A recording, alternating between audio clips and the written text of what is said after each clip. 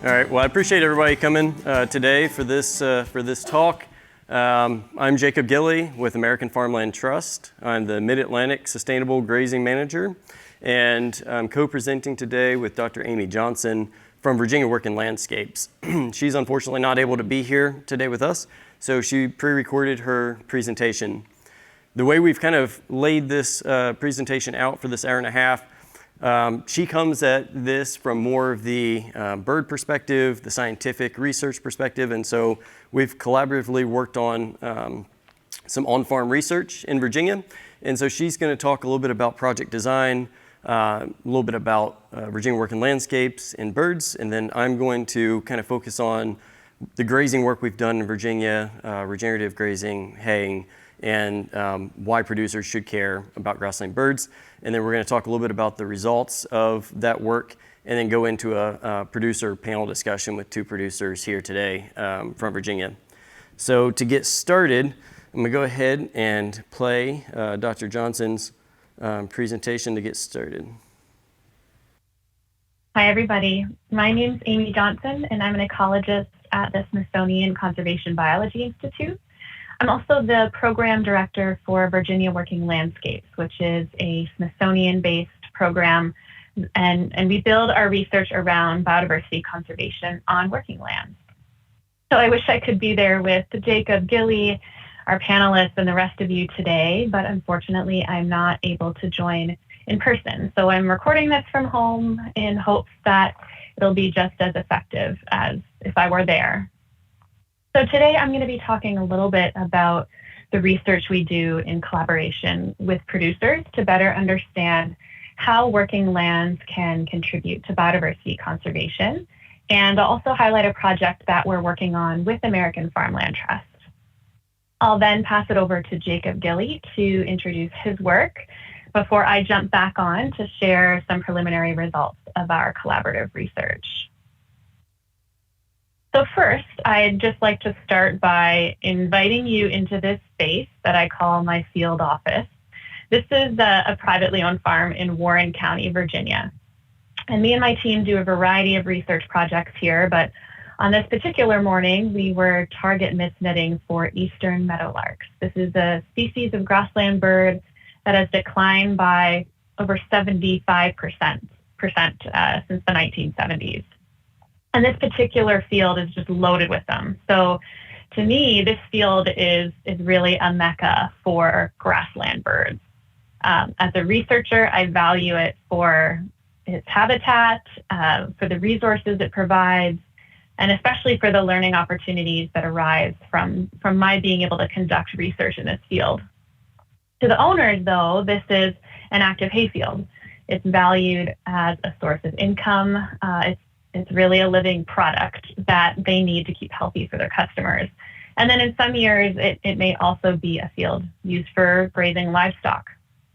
So what I'm trying to get at here is that grasslands might mean something a little different to all of us. But I think in the end, our overarching goals overlap with one another. And that's really to maintain healthy, productive grasslands that can support our well-being for not only our generation, but for generations to come. But unfortunately, in North America, our grasslands are in trouble. So native grasslands have declined by as much as 99%, and this actually makes them the most endangered ecosystem on the continent. And as such, the potential for species extinction on grassland is of serious concern. So a third of North American species considered endangered are actually found in our grasslands. So for one, our soils, they're under intense pressure. Agricultural erosion exceeds the soil's capacity to tolerate loss, and this is threatening an essential resource to sustain our future generations. And grasslands are also superior carbon sinks in comparison to forests. So compromising our soils can really have major impacts on our planet. And then as far as species go, it's been widely publicized that we're experiencing what the media is calling an insect apocalypse. In a recent study published in Biological Conservation, researchers studying grassland insects found a 67% decline in insect mass over 10 years, just 10 years. An analysis led by the Xerces Society indicates that more than 1/4 of North American bumblebees are facing some degree of extinction, many of which are using our grasslands for nesting, for foraging, and for pollination. And we've also just learned that we've lost nearly 3 billion birds through a recent study in Science, and that's just in the last 50 years. But what the report really emphasizes is that grassland birds, so these are the birds that are using our agricultural landscapes, they've taken the hardest hit. So more than 700 million breeding grassland birds have been lost across 31 species over just 50 years. So for the purpose of today's talk, I'm going to be focusing mostly on this group of birds. So for example, species like the bobolink. For every 5 bobolinks we had in the 1970s, we now have 2. This is a species that we rarely see here anymore where we work in Virginia. We've lost 75% of our grasshopper sparrows. We've lost 75% of our loggerhead shrikes. These are robin-sized predatory songbirds that are really well known for impaling their prey on thorns and barbed wire fences. We also call them the butcher bird because they're just so gruesome in their behaviors. But there's only about 100 remaining here in Virginia where we do our research. And then this is my personal favorite, the eastern meadowlark. Only 1 out of 4 remains that existed in the 1970s. So what's going on with our birds? There isn't really one single factor that can account for these losses. Habitat loss is, of course, an important driver, but it really can't explain the widespread declines on its own. So we think there's multiple complex environmental factors, including pesticide use, insect declines, climate change, as well as direct threats like outdoor cats and glass skyscrapers that birds hit during migration. These are all hitting birds from a range of angles. And then for our migratory species, these long journeys and changes to wintering habitats could pose additional challenges. So how do we help? Where do we even start? Privately owned grasslands are vital to our breeding grassland bird species, with 82% of their distribution occurring on private lands. So 7 grassland bird species, including the Dixiful that you see here, have more than 90% of their breeding distributions on private lands. So this is breeding.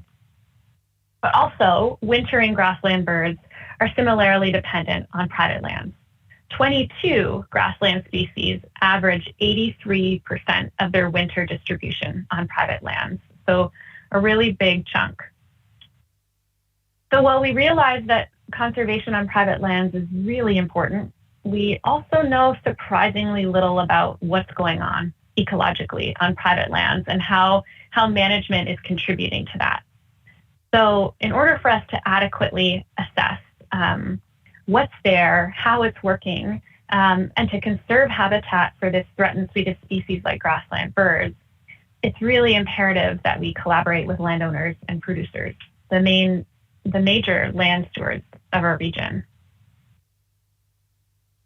So in response to this need, a group of landowners collaborated with the Smithsonian and some other local NGOs in 2010 to create Virginia Working Landscapes. And this brings together scientists, landowners, citizen scientists, and regional partners to study and promote the management of our landscapes for native biodiversity. In my role as the director, I lead a team of biologists, graduate students, interns, and citizen scientists that work together to conduct research on private lands, and most of this has been in grassland habitats. So we're currently conducting grassland surveys in 16 counties surrounding Shenandoah National Park, and we've built out our private landowner database to more than 80,000 acres. So our survey sites include working farms that are grazing livestock, growing produce, producing hay and other crops. We work with equestrian properties, as well as properties managed for wildlife, such as private game or nature preserves. And we aren't doing this alone. It's really very much a collaborative effort among several regional partners that all play a role in our work. So for example, we have a steering committee made up of landowners and producers that advise on program development. We work closely with partners like NGOs, colleges and universities, land trusts and state agencies to help design and conduct applied research. And then we work with over 150 private landowners and have trained more than 100 citizen scientists to help with our efforts. So while we work on a variety of research projects at a time, ranging from native grassland restoration to bird migration, I just wanted to give you a couple examples of the research we're doing with producers before introducing the work we're doing with American Farmland Trust. So this is a project we recently launched with Virginia Tech and the University of Tennessee to explore how native wildflower restorations function as livestock pastures. So the goal of this project is to identify optimal seed mixes and management practices for managing bee-friendly beef. So something that would benefit native grasslands, it would benefit pollinators, cattle, and hopefully people as well. So I think Dr. Pat Kaiser, one of my collaborators on this project, is also here at the conference. So if you want to know more about this project, I'd encourage you to track him down while you're there. We're also currently working with Virginia Tech on a study of people and conservation. So specifically, we're interested to know how landowners and producers' participation in research projects like the ones you're hearing about today are impacting land management decisions on private lands. So for example, as landowners learn more about the species utilizing their hayfields and pastures by participating in on-farm research, do they shift their management strategies to support those species? That's just one of the several questions we're asking through this collaborative research with Dr. Ashley Dare from Virginia Tech. So now I'd like to introduce the project that really led to our participation in this conference. And this is a research project exploring bird-friendly agricultural practices in collaboration with American Farmland Trust. So like most of our research projects, this really began in response to a gap in scientific knowledge as to how ground nesting birds are impacted by certain agricultural practices. But how this project came to fruition went a little differently than our other projects, which is why it's been such a rewarding experience for me. So as I mentioned earlier in the presentation, very few of our native grasslands remain. So surrogate grasslands in the form of hayfields and pasture lands have really become valuable habitat for our grassland birds. However, these working landscapes have deteriorated over the years in their ability to support bird populations. So many grassland birds build their nests directly on the ground. So you'll see from these photos that just appeared. And this makes them especially vulnerable to disturbance from hay harvesting and cattle grazing practices. So earlier and more frequent hay cuttings, they just don't provide sufficient time for birds to complete their nesting cycle. And then in addition, high cattle stocking rates can lead to frequent disturbance and unsuitable habitat for these nesting birds. So when Jacob Gilley was brought on to launch the sustainable grazing project through American Farmland Trust, I visited his farm to learn more about his goals for this initiative and how it could potentially overlap with bird conservation. And as we walked through his pastures, I couldn't help but notice several indications of really a thriving grassland bird community. There were male grasshopper sparrows singing on fence posts, responding to these little chit calls of their nesting females, indicating that they had nesting females in the pasture. I saw adult meadowlarks frantically feeding their fledglings, and I thought, okay, hold on a second. Whatever he's doing here, it's working. It's working for him as a producer, but it seems to be working for the breeding birds. So while I chatted with him about grassland bird conservation, research, and grazing, he taught me about regenerative grazing practices including stockpiling. So this is a practice I'd heard about, but I hadn't really thought about it in the context of bird conservation. So this led to further discussions with other local producers, including Mike Sands, who's also there with you today on the panel, and eventually led to us launching a pilot study co-designed by these producers to explore how regenerative grazing practices impact the nesting success of birds. So while we know from previous research that regenerative grazing has demonstrated associations with increased bird abundance, there is a significant gap in research indicating its impacts on nesting success, on the bird's ability to actually successfully fledge their young. So our objective is to explore the effects of regenerative grazing as well as haying practices as a comparison on the reproductive success of grassland birds in the Piedmont region of Virginia.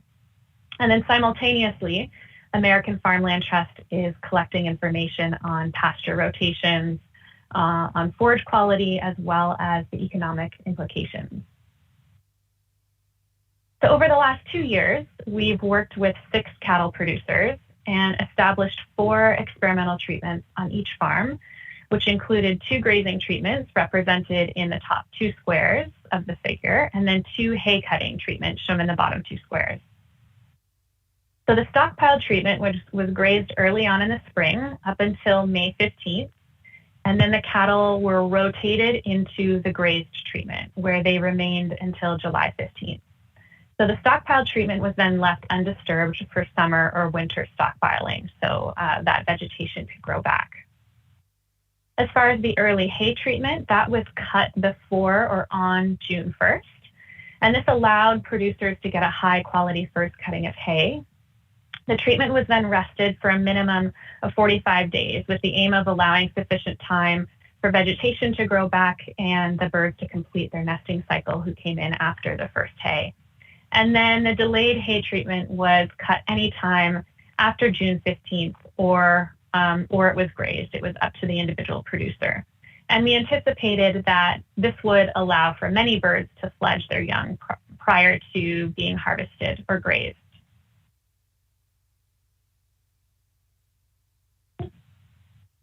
We then used a combination of systematic nest searching and modified spot mapping to really delineate grassland bird territories and to monitor breeding activity in each treatment. So this involves long days in the field, watching for confirmed breeding activity. So this includes documenting parents carrying food, indicating that eggs have hatched within the nest, or even recording observations of fledged young moving about in the field, and thus that indicates that a nest has successfully fledged in that field. So while Virginia Working Landscapes deploy their field team to collect information on the grassland bird side of things, the staff from American Farmland Trust Sustainable Grazing Project are simultaneously collecting information on forage quality and are working with producers on ways to track grazing activities.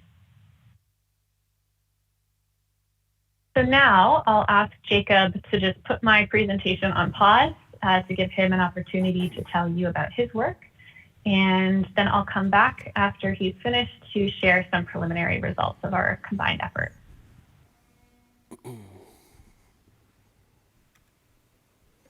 All right, so I think that sets the stage really well for moving into my portion of the presentation, which is looking at more of the producer component and how it impacts producers.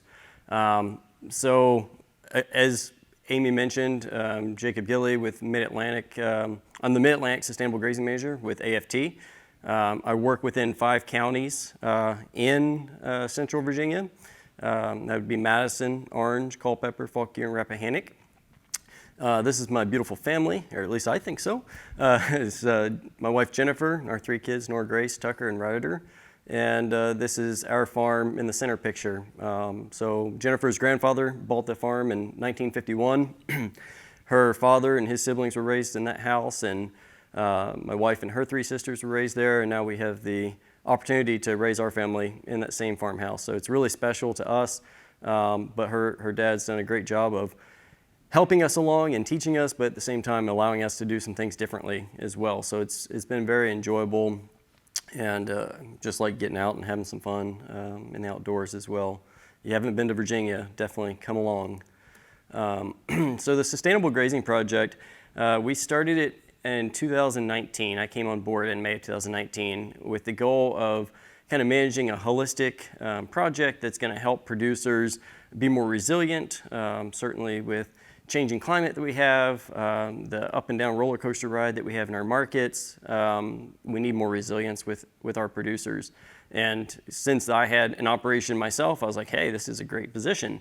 And so what we've really focused on is looking at the economics of sustainable grazing, improved production, land access and protecting land, local food systems, and land use planning and policy.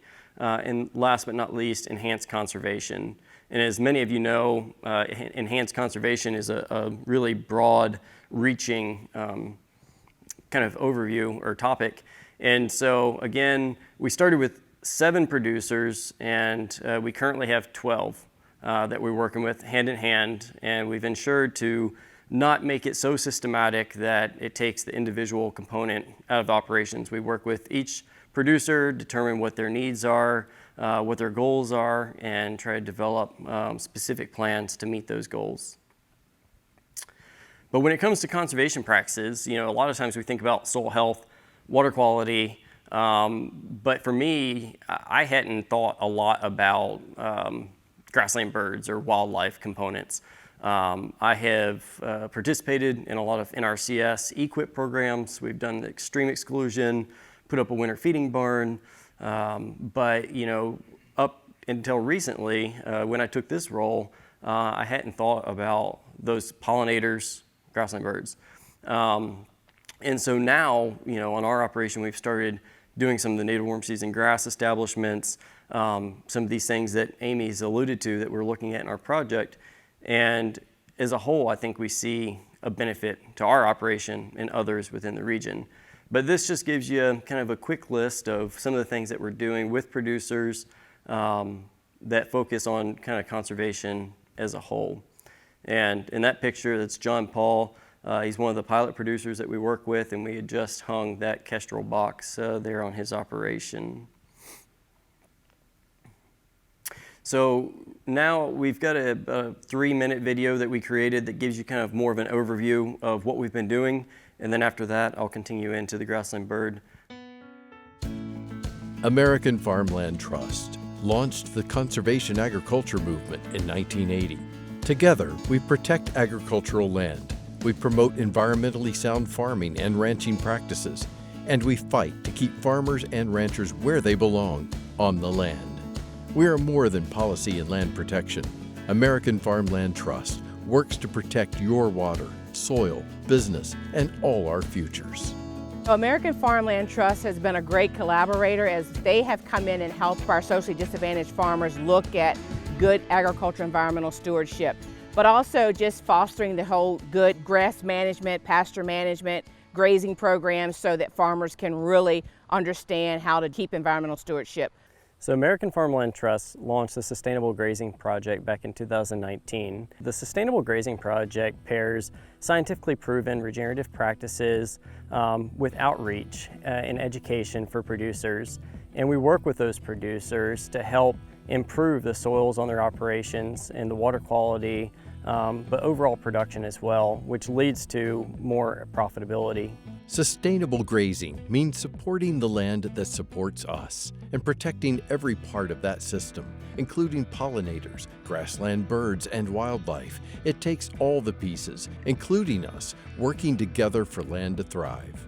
Another practice that Farmland Trust and the Sustainable Grazing Project promote would be rotational grazing, meaning instead of just opening all the gates and letting the cattle have the whole farm, we break it into small paddocks and rotate the cattle so that once they graze a pasture, they don't come back into that pasture for at least 75 days. And that promotes grass growth, it breaks up the parasite cycle, the fly and the larvae cycle. It gives the land a chance to heal. The ground is essentially insulated from the heat of the sun, so it doesn't dry and crack and break open the way it would if you made hay or crops on it. So through the Sustainable Grazing Project, we've helped producers, especially through the pandemic, improve their markets through helping them develop online stores, social media. We've developed footage and promotional material for them. It's just given me a different perspective on how things can be different.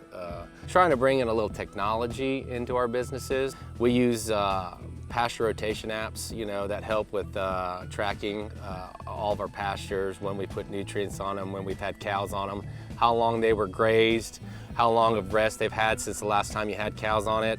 And through this relationship we've had and formed with producers, we also participate and support each link in the chain once the food leaves the farm. We support food banks, farm stores, farmers markets, butcher shops, and restaurants.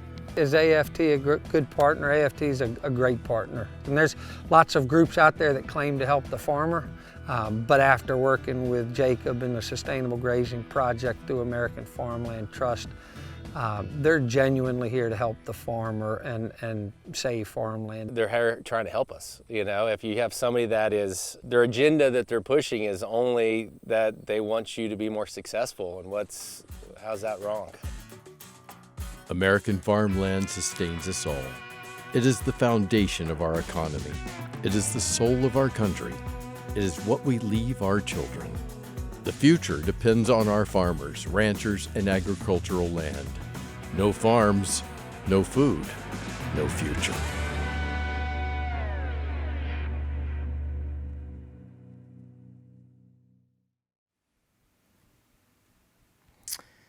So when it comes to bird-friendly beef, what is AFT's role? And with my producer background and experience, I felt like I could really help bridge the gap. Sometimes we see, environmentalists over on this side, we see producers over here, when in fact we're all kind of looking for the same goals. It's just a different language. And so my role within this project has been trying to take what the environmentalists, conservationists want and put that in terms that producers can understand and get behind. We all have to be profitable in order for our operations to be sustainable. And so that's where some of the components of what we've been doing come into play. And so, Mike Sands is here today with us as a panelist.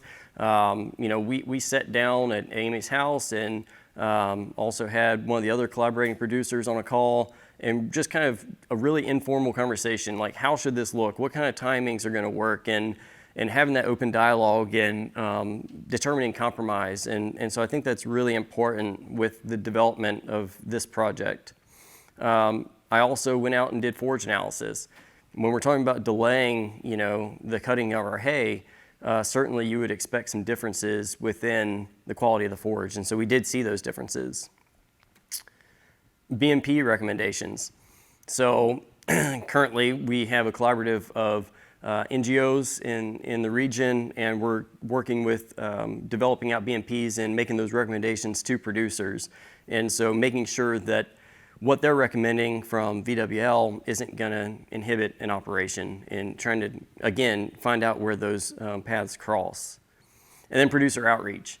So we can do all this work and have awesome results, but if we don't tell anybody about it, then it's more or less a waste of time. And so that's kind of, we're here today with some of the research results, and we'll continue to kind of spread this as far and wide as we can. So why should we care as producers about grassland birds? And I think that's a valid question. As mentioned, up until about 2.5 years ago, only birds I really cared about were turkeys when I was out hunting them. Meadowlarks, couldn't tell you anything about them. Grasshopper sparrows, bobolinks, yeah, it was all foreign language to me. And over the past 2.5 years, I've really gained an appreciation for grassland birds and see some of the benefits. And those are turkey eggs, by the way. As I was bush hogging this past year, turkey flushed up, and I was like, ah!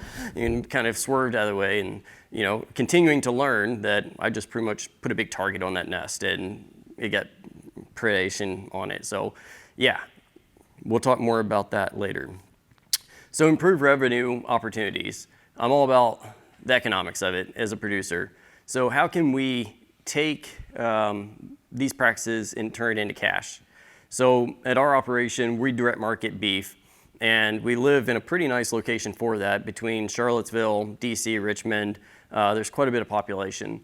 And a lot of those consumers are really concerned about the environment, conservation.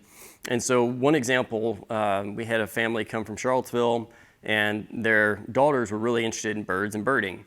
And so they brought their binoculars and they stopped at the end of our driveway, and it's about a quarter-mile long driveway. And the kids just walked along the driveway up to the house and went birding while their parents were talking to us and getting loaded up with meat. But they just put a deposit down and are purchasing beef again. And so would they have come back again if it weren't for that? I don't know. But it builds that story. And we hear that time and time again. You have to add value. I mean, we all produce a high quality product, but how can you differentiate yourself? And I think birders and certifications, you know, there's various certifications that are out there as far as being bird friendly, animal welfare, you know, regenerative certifications that can add value. Environmental indicators. And so this is something that's very interesting. As you start to implement these practices on operation, you start to see new things happening, new birds coming in that you hadn't seen before. And until you're actually paying attention, you don't see those changes. But once you start really focusing on the practices that you're doing and how they impact the nature and wildlife, you just don't see it. But we've seen with our stream exclusion fencing that we've put up, you know, we have more vegetation there. There are more travel lanes for wildlife, but we also start seeing new birds coming in, like a green heron. Virginia Working Landscapes came out to do some video work at our farm, and I sat there and all of a sudden bird landed right in the stream, and I was like, what is that? I've never seen it before. And it was almost like I paid the birds that day to come, because we started seeing everything, ospreys, you know, green heron, but it jumped up into a walnut tree, and they had this super high powered camera. And of course we got awesome footage, and I was like, yes. And, but you know, that shows that they've got something to eat and feed on within that stream. So it's all tied together.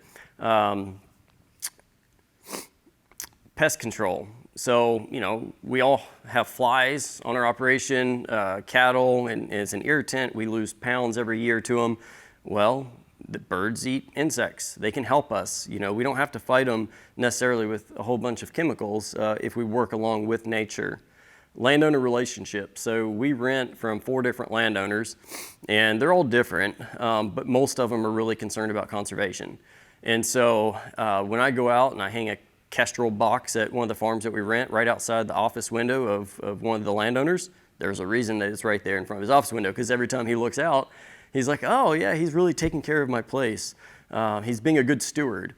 And I think that goes a long way with trying to have a long tenure in these land leases. And indirect operation benefits. So if we leave more ground cover, then we're gonna have better water holding capacity, we're gonna improve our soils, we're gonna have more forage, which is gonna increase our bottom lines. And so it really all just comes into play as one. And it's our responsibility. You know, we've been blessed with this land to steward, and it's up to us to maintain that for the next generation. And so some of what we've been doing in working with producers is if they hadn't been using grazing charts, or if they haven't been doing a grazing plan in the past, we've tried to assist them with getting that process started, trying to use technology, as John Paul said in the video, and for a couple of reasons. You can't manage what you don't measure, and so having that data there that you can easily pop open and try to make some management decisions with is critical. But also we've seen in some workshops that we've had that next generation, they look like they're kind of bored during the talk, and then all of a sudden when I start talking about apps, they're like, I say, well, you know, there's an app.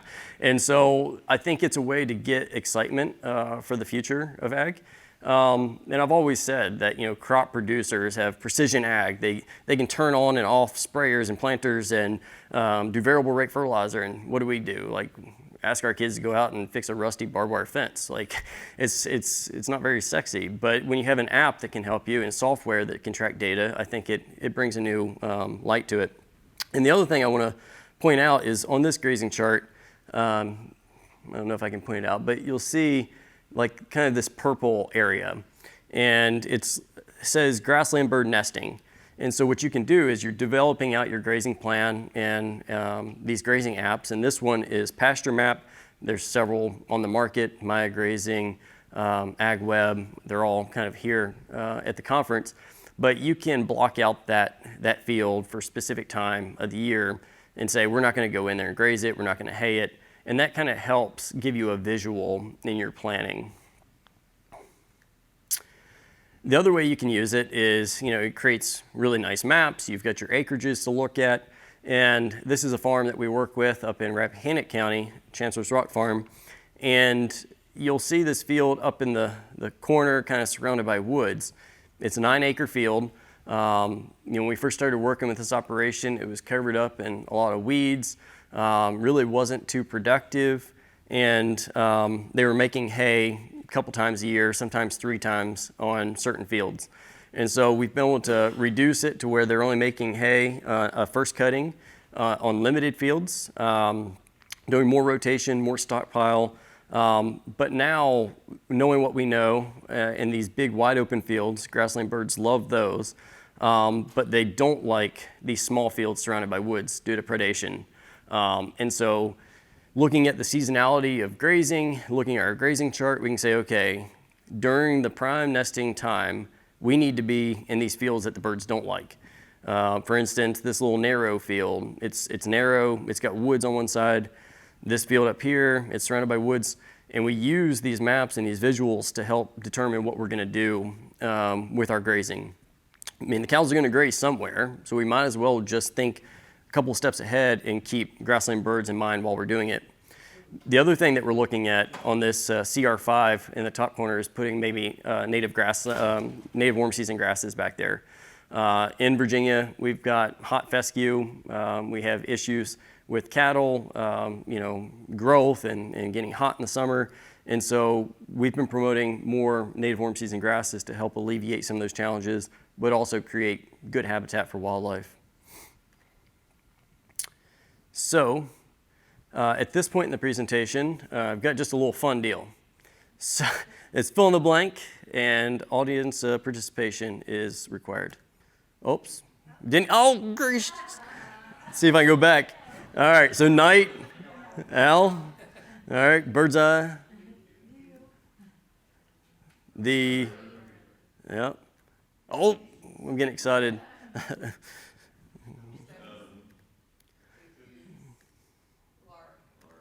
Exactly. And that's why birds are important, because we use it in sayings all the time. And the one that always gets me in trouble when I'm with Dr. Johnson is kill 2 birds, 1 stone. I don't know, I've always said it. I get so excited and I'm like, yeah, we're gonna kill 2 birds. Oh, no, I shouldn't say that. So I think at this point in the presentation, I'm gonna turn it back over to Amy to give her results, and then I'll go into my portion with results.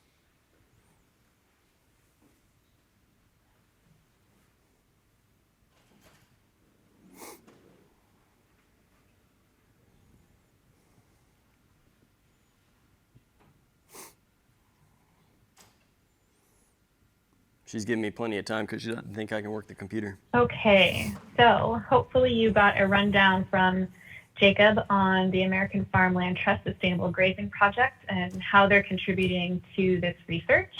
And now I'll get into some preliminary results.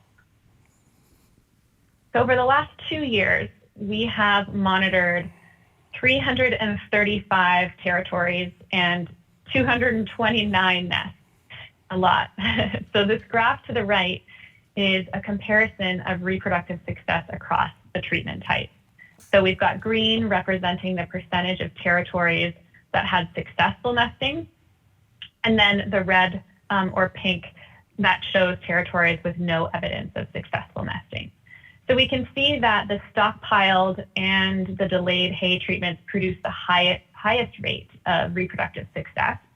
And we expect this is likely due to the lack of disturbance during peak nesting periods, which minimize opportunities for nest failure due to trampling or haying and predation. So meanwhile, the fields that were harvested for hay before June 1st had the lowest reproductive success, despite offering extended nesting opportunities after the first harvest for birds to nest. So I do want to point out that these results are preliminary. We've still got another year or two of data collection and a pretty vigorous analysis before we can really start to draw concrete conclusions. But our work so far is showing a lot of promise for promoting stockpiling as a conservation tool for grassland birds.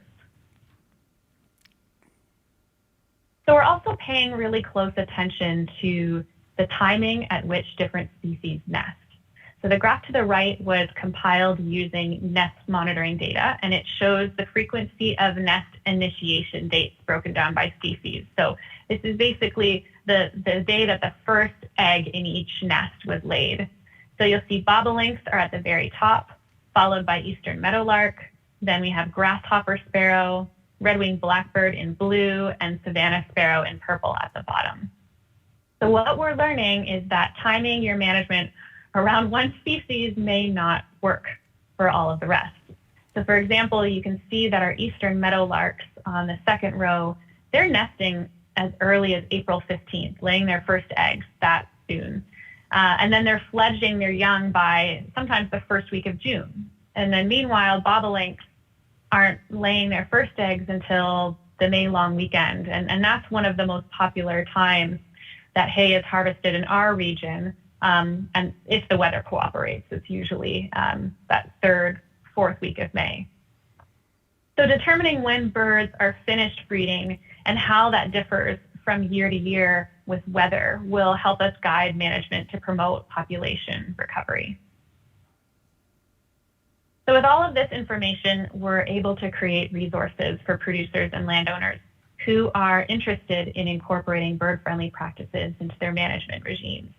So this is a field management risk calendar that we created, and we end up updating it every year as new information becomes available through our research.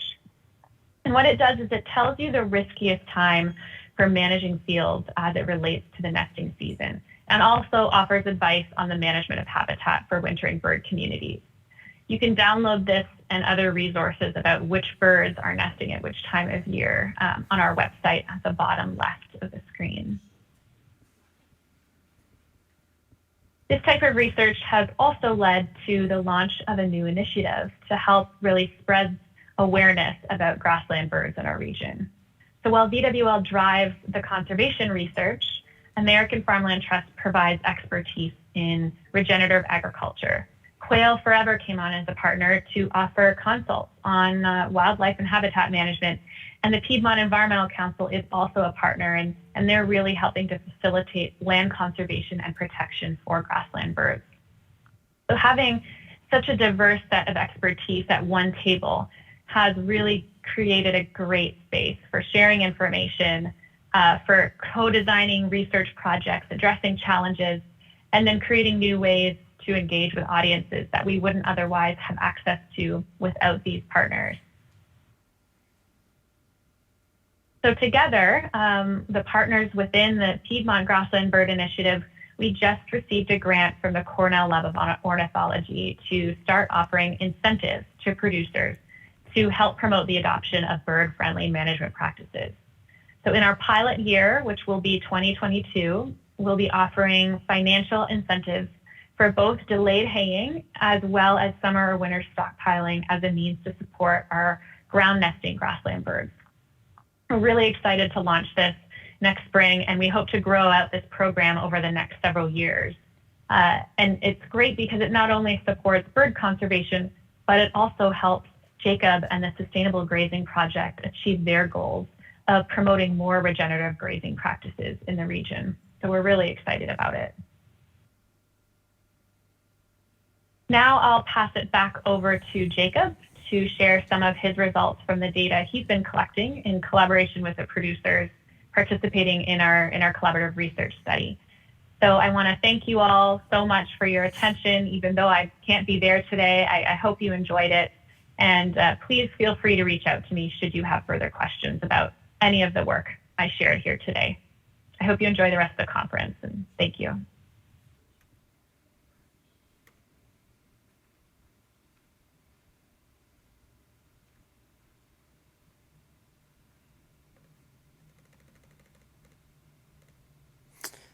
All right, so as I mentioned earlier, within the project design, on each of the operations, we try to have an early and delayed haying.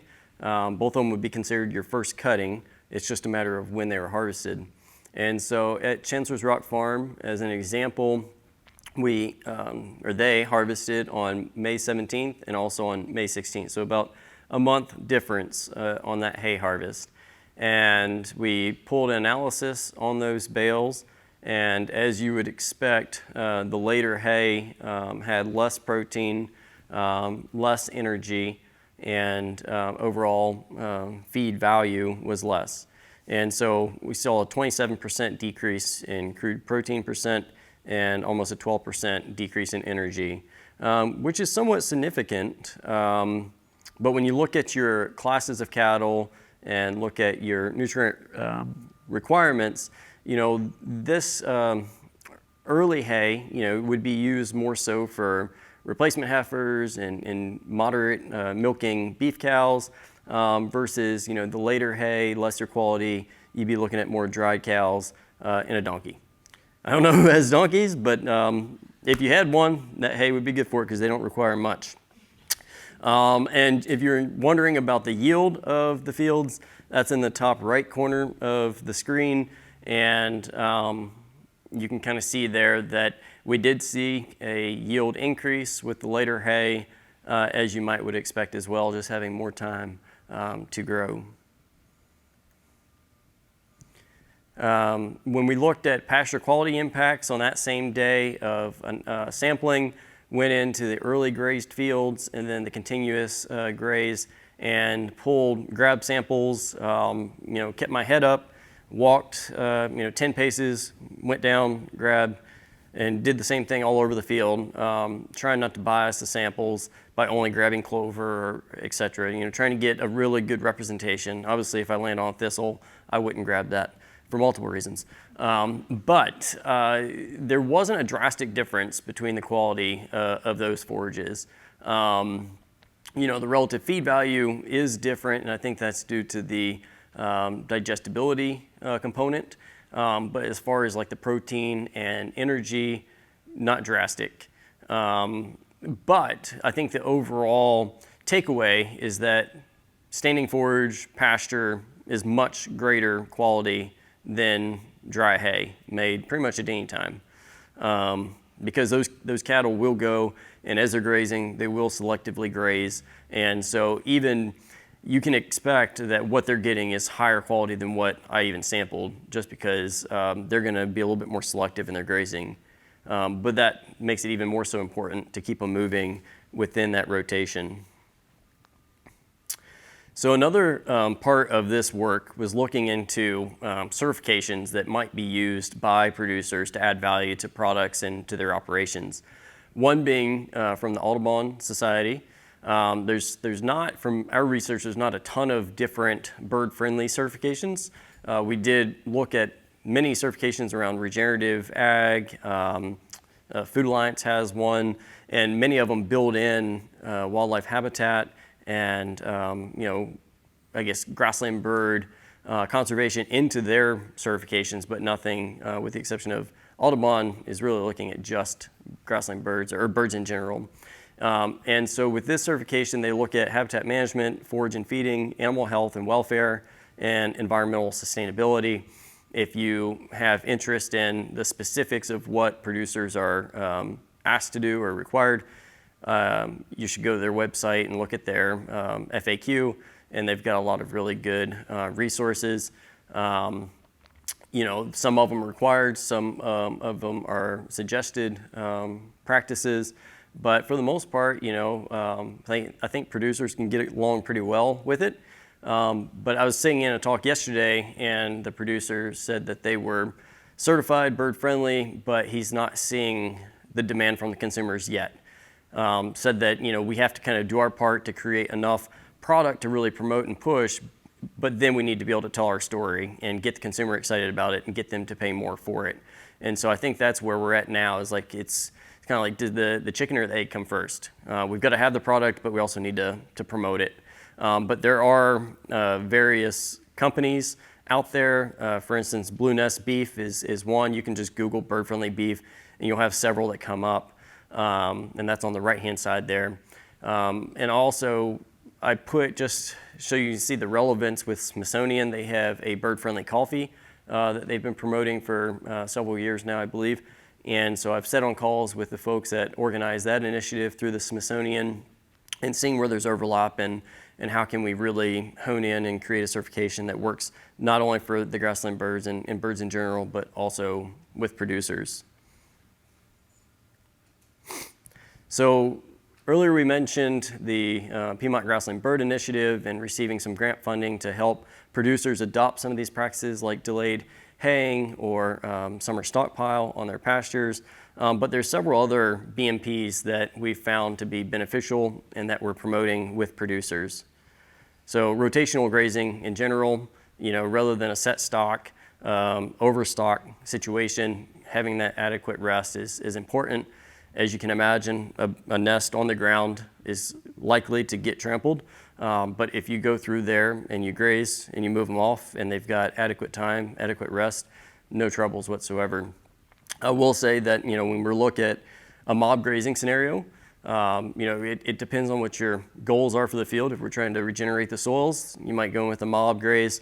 That's definitely going to trample nest. But I think it's important to look at the timing of that. And so can you time that mob graze on that field early in the season before the grassland birds start laying their eggs? And then that way it has tons of time to regrow versus going in, say, May 15th and doing a mob graze. But if you are going to just kind of go through and do a quick rotation, they're not going to trample every nest that's in there.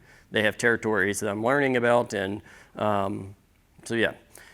Prescribed burns, especially on our native warm season grasses, kind of regenerates those forages, brings them back to life. Nesting boxes. So this is a kestrel box that we hung up at one of our operations. We've put them up at many operations. It's very simple to do.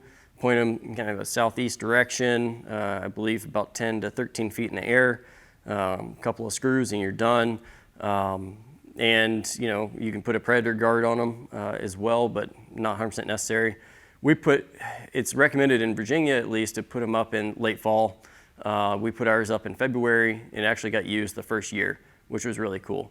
I was telling you about the video earlier when they came out to shoot that video, had a male and female kind of nesting right around, or landing right around it.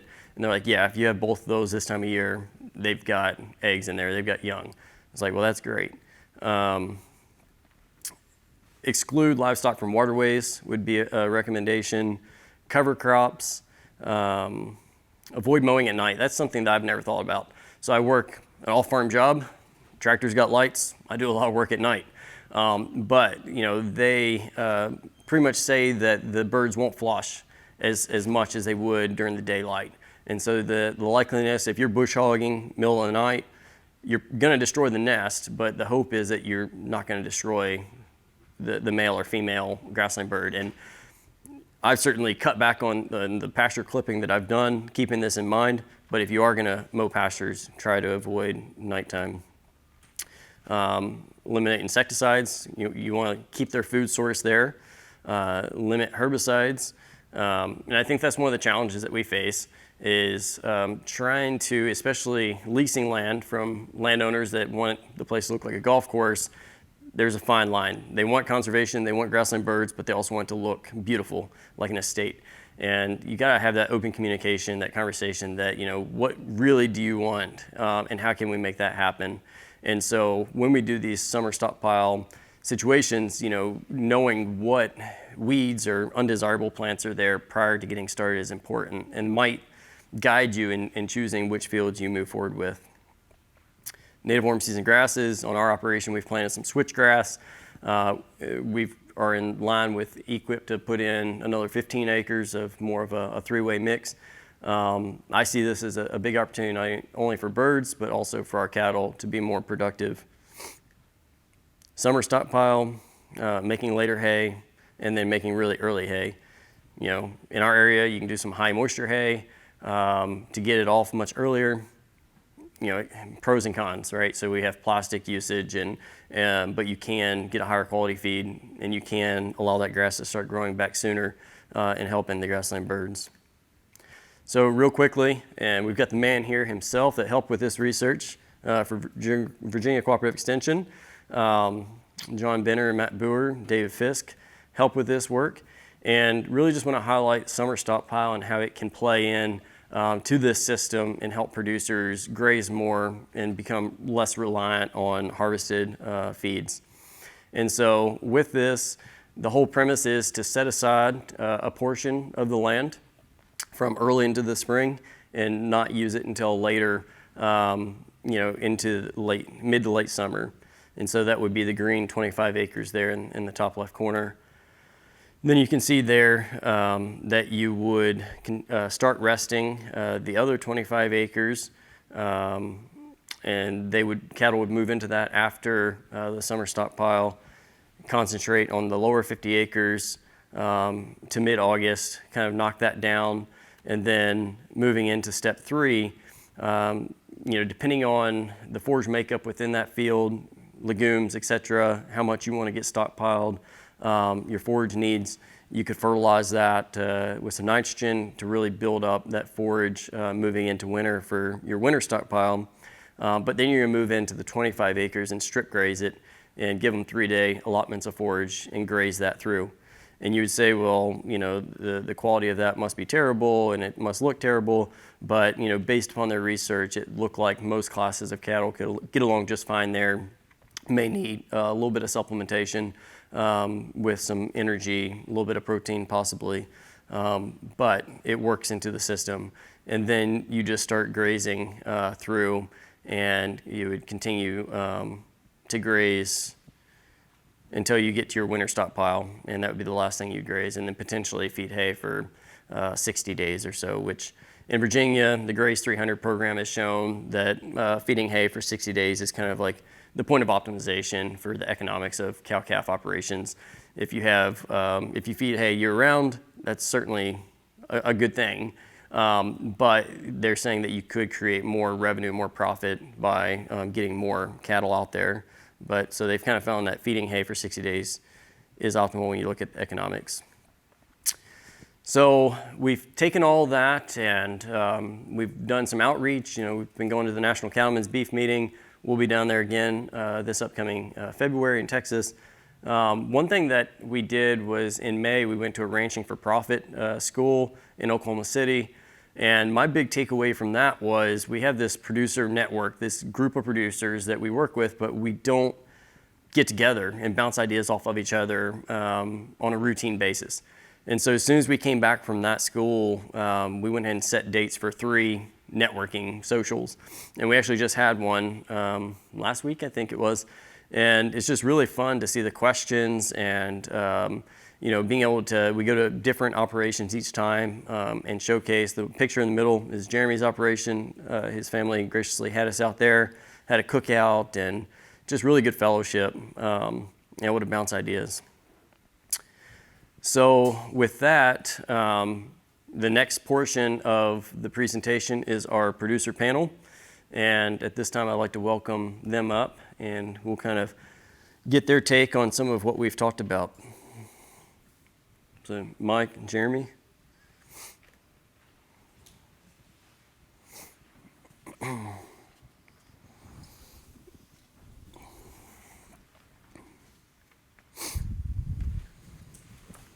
All right, so today we have Mike Sands here with Bean Hollow Grass-Fed in Flint Hill, Virginia, and Jeremy Ng with Lakota Ranch from Remington, Virginia. And first question, put you in the hot seat here. Can you provide us with a brief overview of your operation, where you're located, and what you produce, and maybe the size of your operation? And is the land that you work on, is it managed, owned, rented, or both? Sure. We're in Culpeper, Virginia, right on the Rappahannock River, bordering Fauquier County. The main place is 700 acres. We rent about 1,200 more acres, primarily a beef cattle operation, doing year-round grazing. We don't make any hay at all. We also have sheep, pigs, chickens as well, broilers and layers, and again, own the main place, but rent the majority of the pasture that we graze. Mike? We're smaller. We're in Flint Hill, Virginia, in Rappahannock County. We're actually at the headwaters of the one of the tributaries to the Rappahannock River. So when I need to talk to Jeremy and he won't answer the phone, I can throw a message in the bottle, and it floats down to him. We lease. We're about 100 acres of grass. We have another 100 acres of forest, woodland. We lease that land technically, but it's a very secure lease in that it's owned by my wife's siblings and an LLC. We also lease another 60 acres of grass down the road that we use for cattle. We are primarily a grazing sheep operation. I'd say we have a flock of about 250 breeding ewes, and we buy heavyweight stockers, and weaned pigs, and we market everything directly. I think all three of us market directly. That's it to start with. Sounds good. That's just to get you warmed up. Oh, okay. So yeah, question 2. What types of forages do you graze, and what kind of best management practices have you adopted to improve the proliferation of wildlife, pollinators, and grassland bird habitat? Go ahead, Jeremy, or you want me to start this time? Doesn't matter to me. We graze a broad mixture of grasses. We're like Jeremy and Jacob. We're obviously dead center in the fescue belt, but we have a fairly diversified pastures with lots of orchard grass and forbs and other legumes and stuff in it. We also have planted about 20% of the farm in warm season grasses, primarily big blue, a mixture of big blue and Indian grass, and we use those we're learning how to use those with sheep, I should say, because it's you have to start earlier. So we start grazing that in May 15th, middle of May, something like that. And that actually is going to work really well with our interest in a summer stockpile and using that for nesting bird habitat, because that provides a very productive forage source during that early period. That's worked really well for us. So the other site is a mixture, not as much fescue, but a lot of native grasses, because it was an ecological reserve before we started grazing it.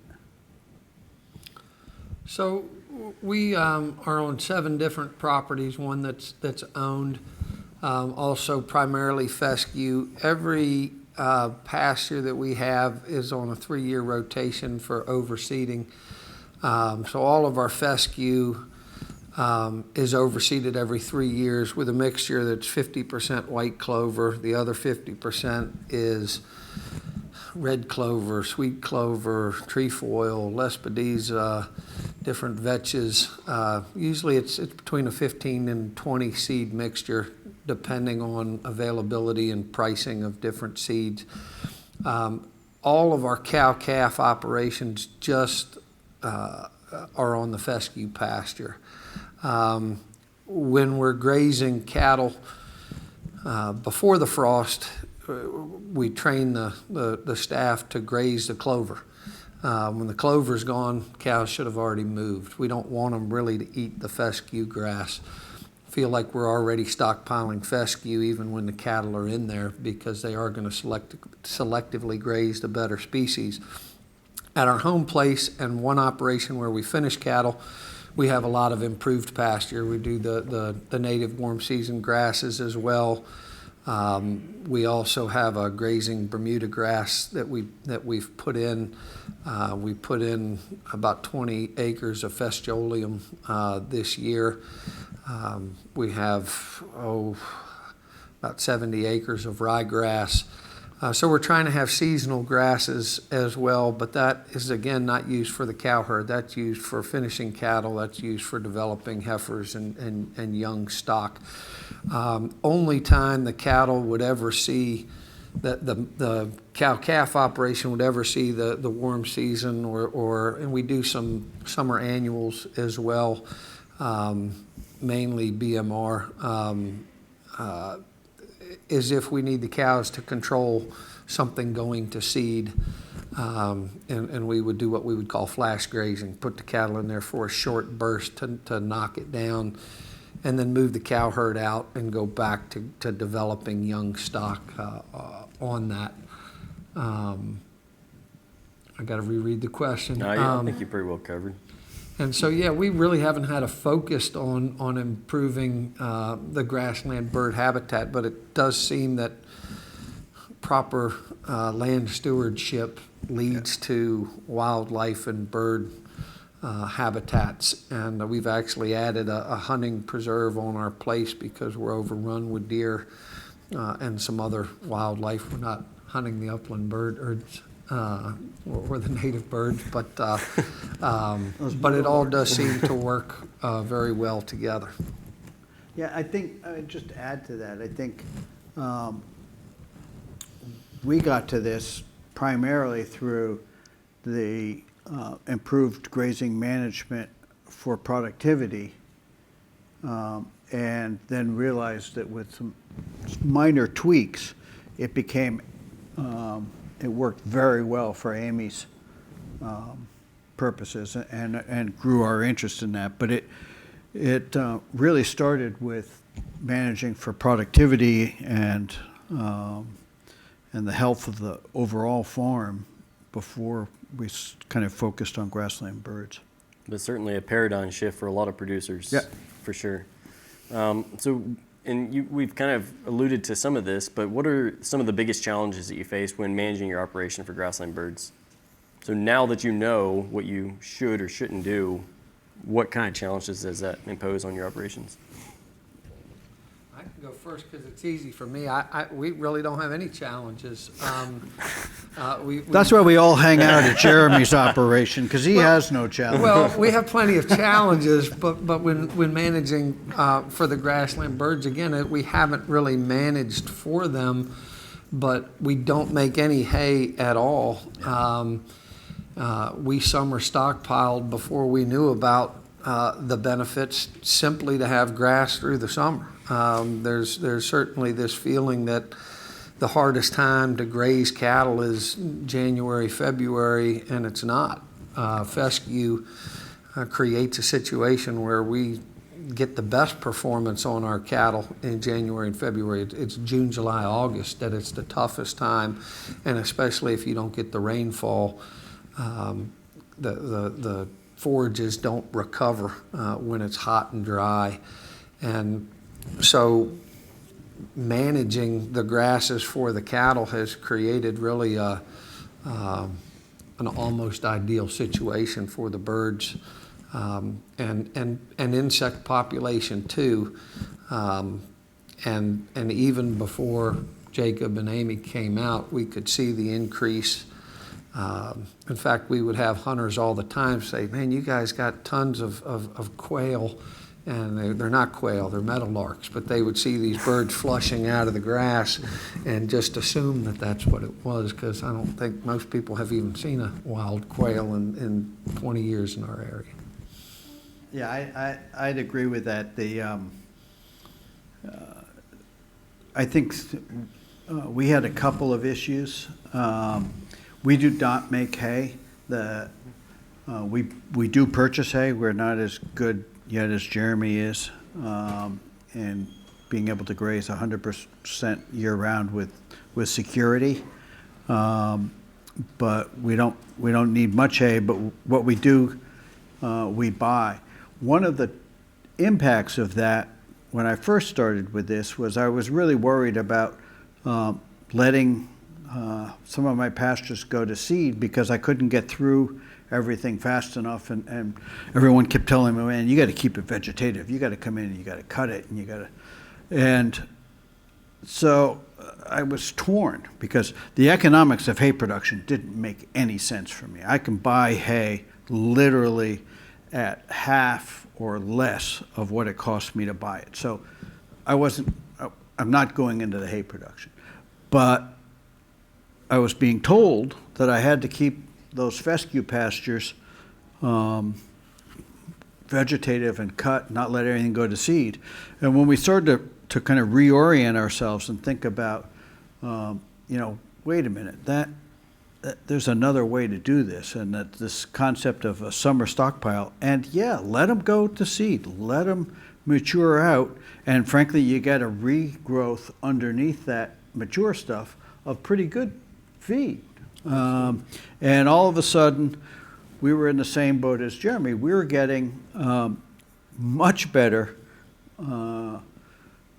production in the winter because we had these the system kind of reoriented, and we had great winter stockpile. But we were also getting much better production in that July-August period, grazing those stockpiles. The one other place where we still have a challenge is with these warm season grasses. We have two things. One, getting it burnt every every 4 or 5 years, which is what's perceived as ideal, for us is nerve-wracking. I don't have enough colleagues in my area who feel comfortable working with me on fire. I don't know if it's they don't feel comfortable working with me, or they don't feel comfortable working with fire, or the combination. But we've had a challenge getting those. We've only been able to burn one parcel one time. The second is these taller grasses work great for cattle. They are a challenge for sheep production. Once they get above about here, your sheep are really stretching to get that. And so we're trying to figure out a management regime. We're coming in earlier, grazing them when they're a little bit lower, and very short rest periods during that May to June. I mean, we're back in 14 days, maybe 20 days at the outset, and then let them go once we get to August. Well, I'd say we probably have time for one more question, then try to take a question or two from the audience. So how do you currently market your operations products, and have you considered certifications such as bird friendly? We market several different ways. We have an on-farm store. We deal with several restaurants and wineries with different products as well. We also market online, as well as marketing finished products. We do a lot of overflow. There's a lot of small operations finishing 20 or 30 beef a year, and they have orders for 50. So we winter a lot of cattle and then send them north in the spring to smaller producers just to boost their production. I've considered lots of different certifications, but our operation changes so much over time based on market demand and different things that I haven't really followed through with any of them. We try to be very open. We're open to the public with our farm store, and try to put it all out there for people to see. So even though that's not a certification, we are bringing in lots of school groups from elementary school all the way up to colleges, and just trying to be open to the public. Mike? Basically the same idea. We're much more limited in our marketing channels, and that worries me a little bit sometimes. But we market about 180 to 200 lambs directly through our farm store, about 18 beef a year through our farm store, and about 45 to 50 hogs a year through our farm store. That's all self-service on the farm store. And so our focus really has been be as transparent as possible. We're not in the store all the time. We've set up a system where it can be self-service, but we stop by. If I see a car there or something and I have time, I will at least stop on my way by and ask them if they're finding what they want, and that often leads to a little bit of a discussion of what we do. We are certified, the sheep flock is certified as animal welfare approved, and then secondarily is certified grass-fed. The cattle, the beef and the pork are not certified, primarily because of the types of operations we do. Most of the certifications around animal welfare and grass-fed require life cycle on the farm, and because we're buying in animals, that it just doesn't work for us. Gotcha. Thank you. So at this time, I think we have time for one or two more questions. Does anybody have anything for either of us or all three of us? Did you say your lambs are American grass-fed certified? I'm sorry, what? American grass-fed certified? Is that No, it's certified grass-fed from A Greener World. It's a secondary certification from the animal welfare approved. You have to be animal welfare approved before you can be in that system. And are you Audubon certified? Any of you Audubon? Not right now. It's something that definitely interested in. Like I said, we just finished up kind of diving into all the different certifications that are available. And so now, once I get back home, get into the new year, try to pick one or two and really promote them in the region. And we've got some philanthropic assistance to really try to help producers overcome some of those upfront costs and inspections. And then at the same time, trying to find buyers for those products. We've done some work looking at institutional buying, like universities, retirement homes. I feel like that's an opportunity to really scale up for a lot of mid-sized producers that are direct marketing. The problem is that from our preliminary research, they're not willing to pay, which makes it tough. You know, they want all these certifications so they can get bonus points, but they're not willing to pay anything more above what they are already. I think certification, in my mind, has more value the farther away from the producer your ultimate consumer is. For someone who comes to my farm, they really never ask and never really concerned. They look and they're making their own certification decision. But as you get further out, then that certification potentially has more value. Yes, ma'am, you had a question? I was just going to mention that I was at the American Grasslands conference a couple of years ago in Bismarck and got so excited about the Audubon, and I went and looked it up, and there are a lot of states where there is no Audubon certification, which is South Carolina is one of them. I'm not sure it's available yet in Virginia, is it? Last time I checked, it wasn't. But I'm not 100% sure. I know you have to have kind of a third party, which Virginia Working Landscapes could certainly go through and determine what those requirements are. So I don't think it's impossible to do, but I could see that as a limiting factor. Yeah. I think it would help the industry if there was a unified certification process, because there's competing certifiers for grass-fed and different things. Mm-hmm. And they all compete and badmouth each other.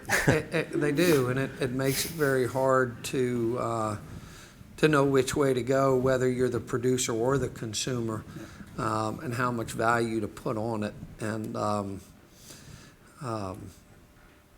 I've seen certified operations where I go, wow, how did they get certified? And I've seen non-certified that are really that are really doing it right. But I think that's in all phases of the industry too. I've seen USDA butchers where I wouldn't take an animal there, and mom and pop places that really do it right. But obviously you want to follow the rules and the guidelines and put a good foot forward, but it's difficult to navigate. Well, I really appreciate you guys coming and giving your perspectives. Appreciate the audience coming and give us your time today. If you have any further questions, certainly reach out to Dr. Amy Johnson or myself. And also wanted to let you know that we do have some publications, bumper stickers and stuff on that back table. Help yourself to as many of those as you'd like. Enjoy the rest of the conference. And again, thank you for coming.